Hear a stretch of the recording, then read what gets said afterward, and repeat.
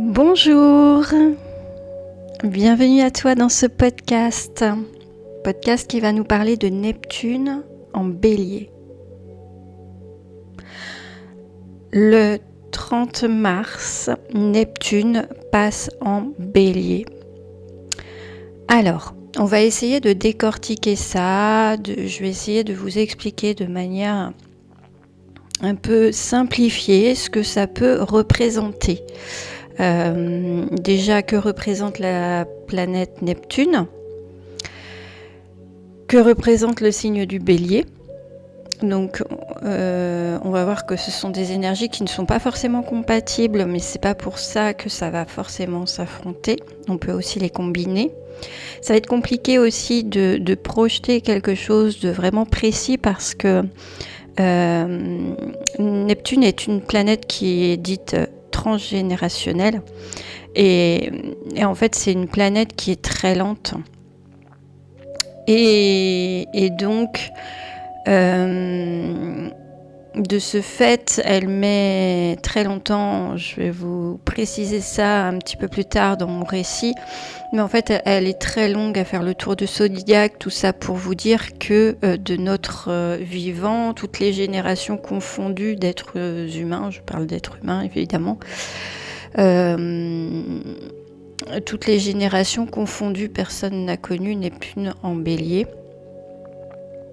Donc c'est compliqué de décrire vraiment ce que ça peut venir générer. Donc on va venir combiner les énergies de la planète avec le signe.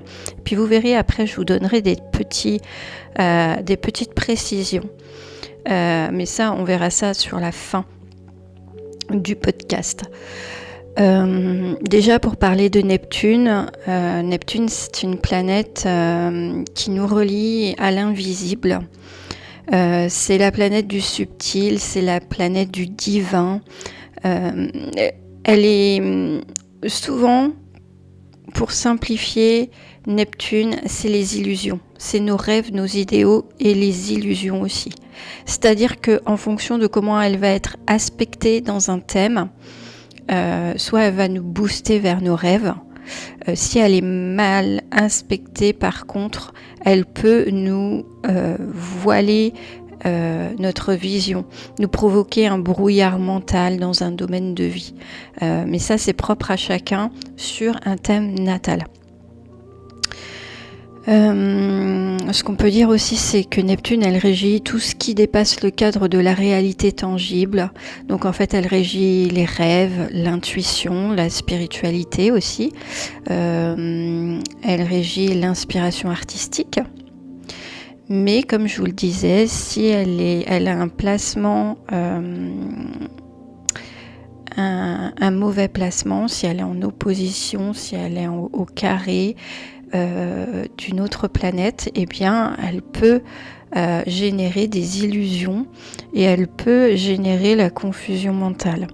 De même, si elle est conjointe à une autre planète dans un thème, elle va nous indiquer que peut-être la personne n'est pas lucide par rapport à l'énergie de la planète qui est à côté. Parce que Neptune a cette possibilité de venir brouiller un peu les pistes. En astrologie, elle représente notre capacité à fusionner avec quelque chose de plus grand que nous. Donc quand on parle du divin, quand on parle de la spiritualité, que ce soit à travers la méditation, la musique, l'amour inconditionnel, des états modifiés de conscience, tout ça c'est Neptune. Elle nous connecte aussi à l'âme du monde. Donc il y a vraiment quelque chose, une notion de se relier aux autres, mais par une énergie venant du cœur, une énergie commune qui nous lierait tous, quelque chose d'invisible, de non tangible, mais qui existerait et qui serait dans la perception. Donc elle nous connecte à l'âme du monde, comme je vous disais, elle nous pousse aussi à transcender l'ego. C'est notre façon aussi de nous élever et de sortir de ce corps physique par la conscience que nous sommes autre chose qu'un simple corps physique. Il y a vraiment une notion d'universalité dans Neptune. Nous formons tous un. Voilà. Mais Neptune, c'est aussi une planète de brouillard, comme je vous disais, et donc elle floute les contours des frontières. Ça peut nous amener de grandes inspirations mystiques, c'est-à-dire qu'on peut s'évader avec Neptune par la pensée. Mais on peut aussi aller vers de grandes désillusions avec Neptune, et ça, je trouve que c'est assez important à notifier parce qu'on va rentrer vraiment dans une nouvelle ère. Je vous parle là au niveau des énergies mondiales, au niveau du collectif, on va rentrer dans une nouvelle ère.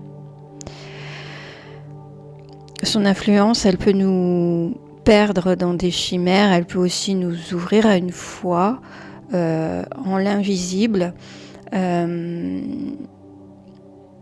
Neptune, elle a cette capacité en fait de nous ouvrir les portes de ce qu'on ne peut pas voir, de ce qu'on ne peut que ressentir, de l'énergie qu'on peut ressentir. Alors sur le plan collectif, Neptune, elle agit comme un souffle spirituel et elle influence vraiment le collectif, l'inconscient collectif. Elle révèle des idéaux d'une époque. Quand je vous dis que Neptune en fait est générationnelle, c'est une planète générationnelle, c'est que dans un thème, par exemple à tous les enfants qui vont naître pendant les 15 prochaines années auront Neptune en Bélier, donc ça va représenter vraiment toute une génération qui va évoluer sous cette philosophie de vie.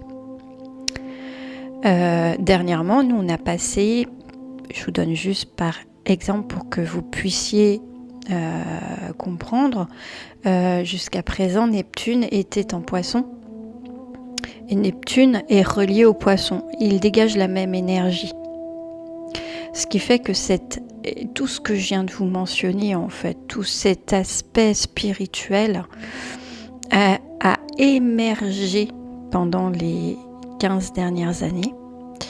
Et c'est vrai qu'on a vu vraiment ce domaine de bien-être, de spiritualité, de connexion, de médium, de magnétisme. C'est quelque chose qui a pris une ampleur durant cette génération.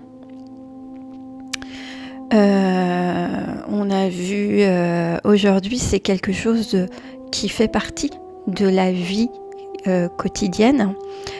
Si vous réfléchissez 20 ans en arrière, c'était pas du tout le cas. On allait voir un rebouteux, ce qu'on appelait un rebouteux à l'époque, au fin fond d'un village. Il vous recevait dans sa salle à manger et puis vous payiez ce que vous pouviez lui donner en guise de remerciement. Cette notion, elle a beaucoup évolué. Notamment sous l'influence de Neptune en Poisson.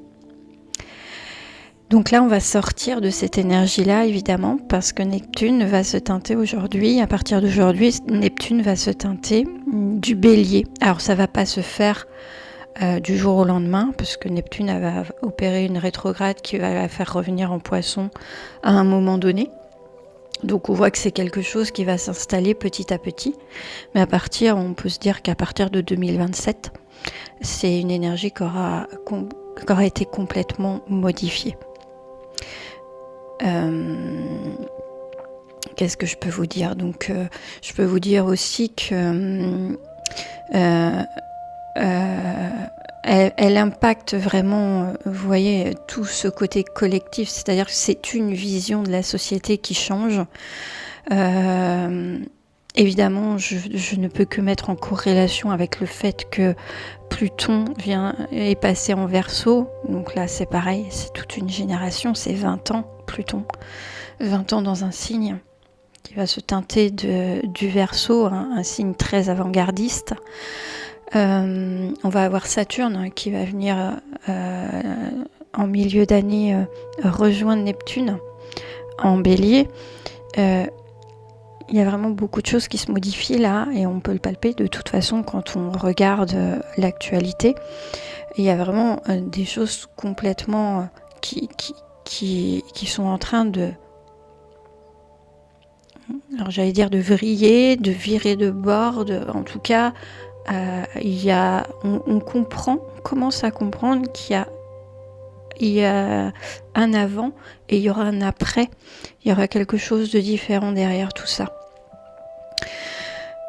Donc là, je vous ai parlé de Neptune. Maintenant, je vais vous parler du Bélier et vous allez voir que on peut combiner, ça peut s'affronter. C'est vraiment propre à chacun. Donc le Bélier, c'est le premier signe du zodiaque, c'est un signe d'action, un signe d'impulsion, de renouveau aussi. Ça incarne vraiment l'énergie du pionnier, du guerrier, du commencement. Et en ça, il va s'affronter forcément à Neptune, parce que Neptune, c'est une planète de flou, de dissolution aussi, dissolution des formes, dissolution de la matière, alors que le Bélier est un signe qui vit dans la matière. Là où le Bélier veut conquérir, je dirais que Neptune, elle veut s'abandonner, elle veut lâcher prise. On est dans la volonté d'agir et avec cette énergie de Neptune qui ne veut rien contrôler. Donc là-dessus, ça va forcément risquer de s'affronter ou alors de fusionner. Mais ça, c'est difficile de projeter une vision vraiment claire. Donc, vous voyez déjà, rien que dans ma phrase, j'ai du Neptune, je m'en suis pas rendu compte, mais j'ai du Neptune qui est arrivé en force. C'est difficile d'avoir une vision claire. On est carrément dans Neptune. On a la vision floue. Et Neptune, c'est sa force. C'est finalement qu'on n'arrive pas à projeter, qu'on n'arrive pas à définir, qu'on n'arrive pas à expliquer ce qui se passe avec Neptune. Si on parle de fusion, on peut se dire qu'il y aura une génération qui pourrait allier la spiritualité à l'action, par exemple, en cherchant à incarner des idéaux dans la matière à travers des engagements passionnés. Donc on pourrait parler d'activistes, de nouveaux activistes, on peut parler d'innovation spirituelle, de quête d'aventure mystique aussi. Donc ça serait vraiment le côté positif, la fusion, c'est ce qui peut arriver effectivement. Et puis si on part dans l'affrontement, on peut parler d'un risque de perte d'identité. On peut parler de guerre idéologique floue. On peut parler aussi d'actions menées sans but clair. Et on peut parler de désillusion par rapport à certains idéaux qu'on aurait pu avoir.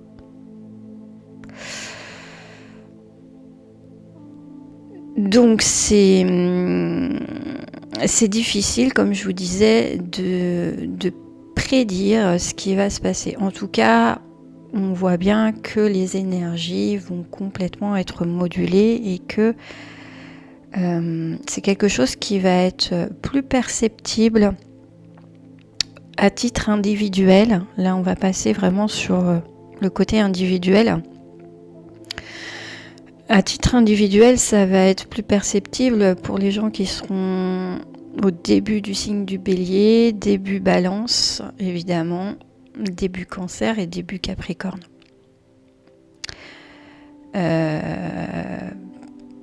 Par jeu des aspects, opposition carrée. C'est Neptune, elle va agir en priorité chez ces personnes-là ou chez ces personnes qui ont des placements de planètes dans dans les endroits où je vous ai cités juste avant. Début Bélier, début Balance, début Capricorne, début Cancer.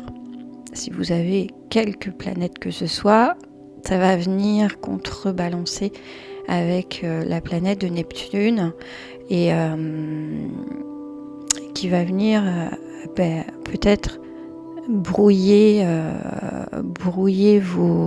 votre vision ou en tout cas ce domaine de vie qui est impacté par cette position. C'est pour ça aussi que j'aimerais que tout le monde prenne conscience qu'en fait l'astrologie ce n'est pas l'horoscope qu'on lit dans un magazine. L'astrologie c'est beaucoup plus que ça. C'est beaucoup plus que ça en termes de développement personnel parce qu'on en apprend énormément sur soi. Et puis, c'est aussi beaucoup plus que ça parce que quand vous avez votre thème, pour les personnes à qui j'ai fait leur thème, ce que je vous invite à faire, si vous ne l'avez pas encore fait, c'est de prendre votre carte du ciel qui est dans votre thème, de l'imprimer, de la garder. Moi, la mienne, je l'ai toujours, elle est posée sur mon bureau.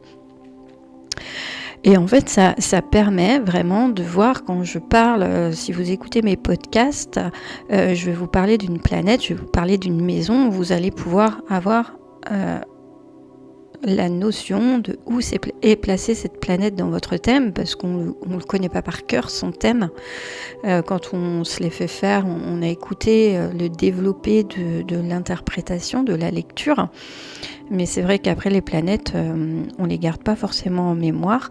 Le fait de l'avoir devant soi, on peut savoir que voilà, telle planète est dans telle maison et dans tel signe, et que quand moi je vais vous annoncer quelque chose, vous allez regarder et je prends en fait, vous allez voir que je vais détailler chaque maison en fonction de la maison dans laquelle le bélier va être situé, puisque là Neptune va passer en bélier, donc ça va impacter un domaine de vie chez vous. Vous allez voir qu'en fonction de la maison, eh bien ça nous impactera tous individuellement, différemment. Ok, donc là c'était la petite parenthèse. Qu'est-ce que je peux vous dire d'autre ? Donc je peux vous dire, comme je vous disais un peu tout à l'heure, on voit bien que cette entrée en bélier, ça va marquer une rupture totale avec les énergies de Neptune en poisson. Neptune en poisson qui baignait dans le lâcher-prise et la foi, et maintenant il s'agit d'oser, il s'agit d'agir pour ses rêves, mais tout en prenant garde aux désillusions si l'action est mal dirigée. Et c'est là que je vous dis aussi que votre thème astral, la lecture de votre thème astral, est une force. Bien au-delà du développement personnel, c'est quelque chose qui peut vous assister tous les jours dans les mouvements planétaires. Et si je peux vous conseiller, c'est de vous dire en fait que là, jusqu'à 2027, avoir son thème astral, c'est une pépite. Ça vous permet de comprendre tout ce qui va s'imposer à vous, parce que d'ici 2027, il va y avoir énormément de mouvements de planètes. Là, si vous regardez la carte du ciel en ce moment, toutes les planètes sont dans un même coin, mais elles arrivent elles sont toutes soit en rétrograde, soit elles changent de signe, elles changent d'élément. Ça vient vraiment percuter certains thèmes astrales. Moi, j'ai autour de moi des gens qui me disent, mais là, j'ai l'impression de passer dans le tambour de la machine à laver. Oui, c'est ok, c'est comme ça que ça se passe, effectivement. Et donc là, avoir son thème astral, ça vous permet de visualiser le domaine de vie dans lequel il va falloir être vigilant. Donc en fait là, ce que je vais vous donner en fonction de votre thème astral, où se situe le signe du bélier, dans quelle maison ça se situe, et donc dans quelle maison Neptune en bélier va interagir avec votre thème astral personnel. Et donc Neptune en Bélier, elle peut traverser une des 12 maisons. Elle traverse une des 12 maisons. Et en fonction de la maison qui est traversée dans votre thème, eh bien on va trouver où votre réalité va-t-elle se troubler ou va-t-elle s'illuminer en fonction, toujours en fonction du placement de Neptune par rapport à tout ça. Ok ? Donc pour les plus aguerris, ceux qui ont leur thème astral, ça va être très simple. Vous allez regarder le signe du Bélier sur votre carte. Vous regardez la maison auquel il correspond, ce signe du Bélier. Et ça va vous donner, vous écoutez en fait ce que je vais vous dire. Donc si le Bélier est dans la maison 1, eh bien Neptune va flouter votre identité, l'image que vous avez de vous-même. Vous allez peut-être avoir une quête identitaire profonde. Vous pourrez osciller entre l'envie d'être un leader et le sentiment de ne plus savoir qui vous êtes.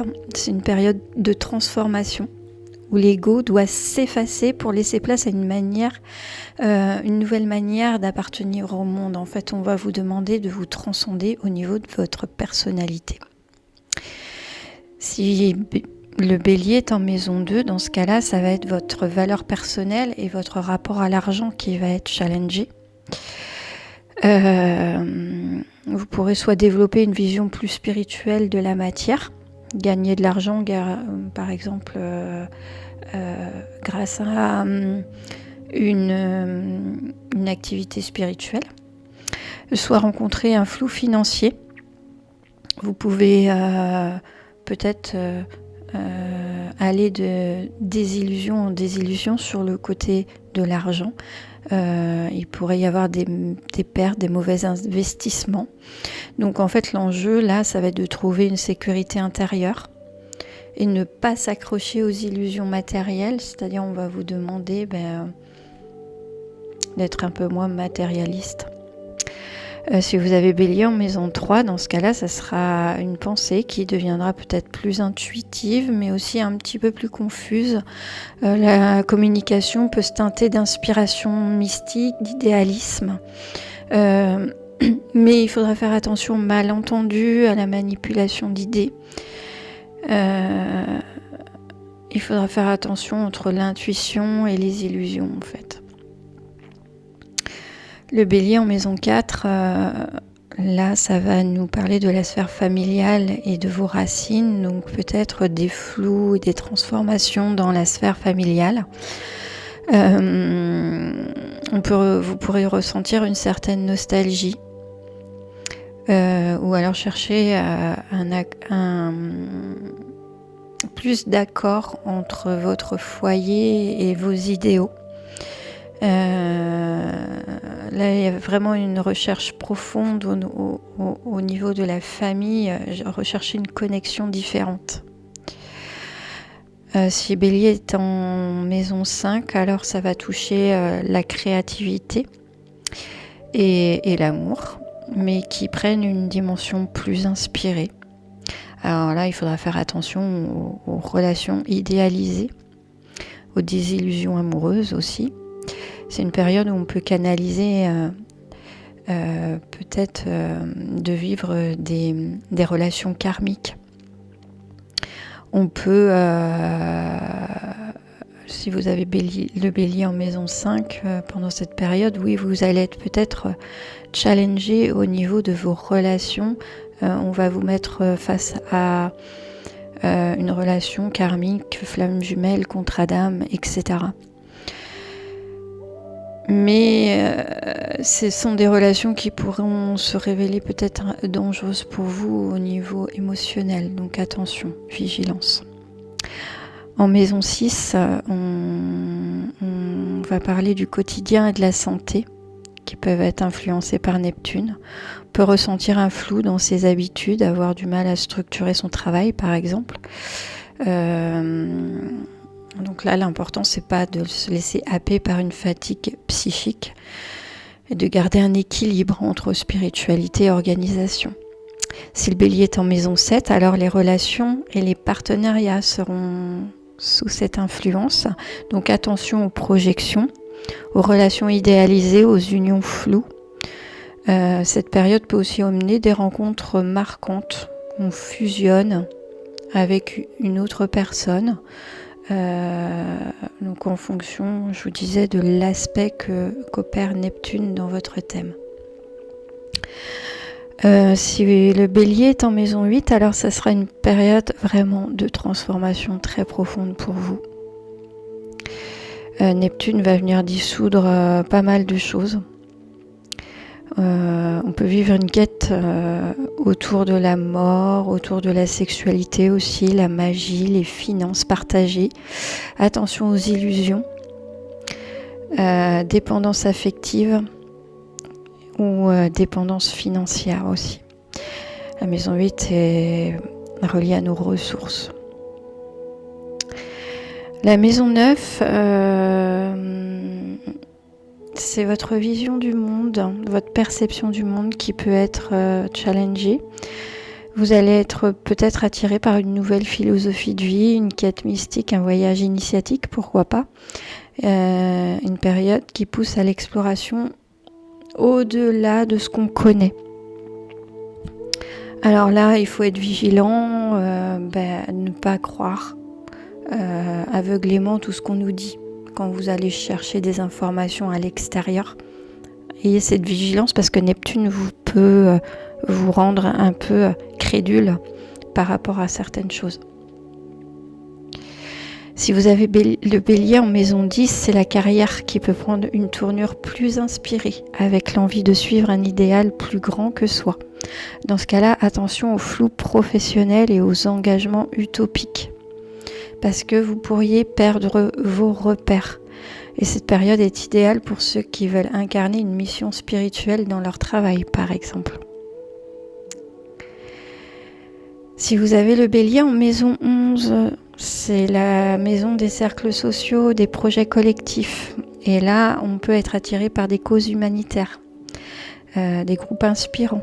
On peut avoir envie de rallier une communauté. Mais là aussi, il faudra faire attention à ne pas risquer de se perdre dans des utopies. L'important, c'est de distinguer les vraies amitiés des illusions collectives. Et enfin, si vous avez le bélier en maison 12, c'est un passage très fort où Neptune vient dissoudre votre ego pour accentuer vos dons spirituels et intuitifs. Donc on peut se sentir plus connecté aux autres dimensions, mais aussi plus vulnérable face aux illusions et aux pertes de repères. C'est une période d'introspection intense, propice à la méditation, aux experts.